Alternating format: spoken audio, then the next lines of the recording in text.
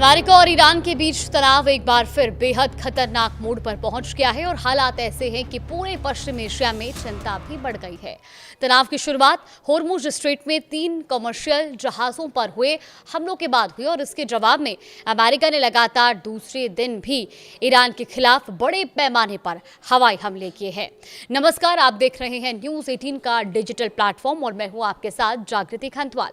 अमेरिकी central command यानी कि सेंटकॉम का ये कहना है कि हमलों का मकसद होर्मुज स्ट्रेट में अंतर्राष्ट्रीय जहाजों की सुरक्षित आवाजाही सुनिश्चित करना है और ईरान की सैन्य क्षमता को कमजोर करना है। वहीं अमेरिकी राष्ट्रपति डोनाल्ड ट्रंप ने साफ कहा है कि ये कार्रवाई जहाजों पर हुए हमलों का बदला है। अब बात ईरान की कर लेते हैं। देखिए, ईरान ने अमेरिकी हमलों को आक्रामक कार्रवाई बताया और कड़े जवाब की चेतावनी भी दी है। ईरान के इस्लामिक रेवोल्यूशनरी गार्ड कॉर्प्स यानी कि IRGC ने दावा किया कि उसने कुवैत और बहरीन में मौजूद अमेरिकी सैन्य ठिकानों पर ड्रोन और मिसाइल से हमला किया है। IRGC के मुताबिक यह अमेरिका की कार्रवाई के जवाब में सजा देने वाली जवाबी कार्रवाई का पहला चरण है। IRGC का यह भी दावा है कि कुवैत के आरिफजान और अली अल सलेम जबकि बहरीन के जुफैर और शेख ईसा स्थित अमेरिकी ठिकानों को निशाना बनाया गया है। साथ ही चेतावनी भी दी गई कि अगर अमेरिका ने आगे और हमले किए तो क्षेत्र में मौजूद दूसरे अमेरिकी सैन्य ठिकानों को भी निशाना बनाया जाएगा। अब इस बीच ईरान की संसद के अध्यक्ष मोहम्मद बाघेर गालिबाफ ने भी अमेरिका को कड़ी चेतावनी दी है। उन्होंने कहा कि हमला करोगे तो जवाब मिलेगा। उन्होंने ये भी कहा है कि होर्मुज स्ट्रेट से जहाजों की आवाजाही ईरान की व्यवस्था के तहत होगी, अमेरिका की धमकियों से नहीं। उधर अमेरिकी सेंट्रल कमांड का कहना है कि इस समय पश्चिम एशिया के अलग अलग समुद्री इलाकों में अमेरिकी नौसेना के 20 से ज्यादा युद्धपोत तैनात है।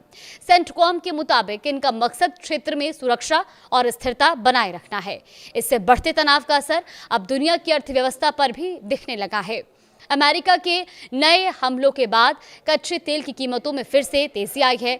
रॉयटर्स के मुताबिक ब्रेंट क्रूड करीब 1% बढ़कर $78.8 प्रति बैरल पहुंच गया है, जबकि WTI क्रूड भी बढ़कर $74.26 प्रति बैरल पर पहुंच गया है। बाजार को फिलहाल उम्मीद नहीं है कि अमेरिका और ईरान के बीच तनाव जल्द खत्म होगा या होर्मुज स्ट्रेट जल्दी सामान्य स्थिति में लौट पाएगा। वहीं ईरान के विदेश मंत्रालय के प्रवक्ता इस्माइल बकाई ने अमेरिका पर समझौते की शर्तें तोड़ने का आरोप लगाया। उन्होंने कहा कि अमेरिका ने होर्मुज स्ट्रेट से जहाजों की सुरक्षित आवाजाही से जुड़े समझौते का उल्लंघन किया है। बकाई ने राष्ट्रपति डोनाल्ड ट्रंप को अपराधी और हत्यारा बताया और कहा कि ईरान अपने राष्ट्रीय हितों और संप्रभुता की रक्षा के लिए मजबूती से खड़ा रहेगा। वहीं अमेरिकी हमलों के बाद पूरे खाड़ी क्षेत्र में सुरक्षा अलर्ट बढ़ा दिया गया है। कतर ने पहले लोगों से घरों में रहने और सुरक्षित स्थानों पर रहने की अपील की थी। हालांकि बाद में नया अलर्ट जारी कर दिया गया है और कहा गया कि खतरा फिलहाल टल गया और लोग सामान्य जीवन शुरू कर सकते हैं। वहीं कुवैत ने कहा कि उसके एयर डिफेंस सिस्टम के कई ड्रोन और मिसाइलों को इंटरसेप्ट किया गया है। बहरीन ने भी सुरक्षा अलर्ट जारी किया। इन देशों को आशंका है कि अमेरिका के हमलों के जवाब में ईरान और जवाबी कार्रवाई कर सकता है, जबकि इनका कहना है कि वो संघर्ष का हिस्सा नहीं है। इस बीच IRGC ने दावा किया कि अमेरिका की एक क्रूज मिसाइल के ईरान के गैलिस्तान प्रांत के अक्काल इलाके में आख टेका खान ब्रिज को निशाना बनाया। IRGC के अनुसार इस हमले में कोई हताहत नहीं हुआ, लेकिन अमेरिका को करारा जवाब देने की चेतावनी दी गई है।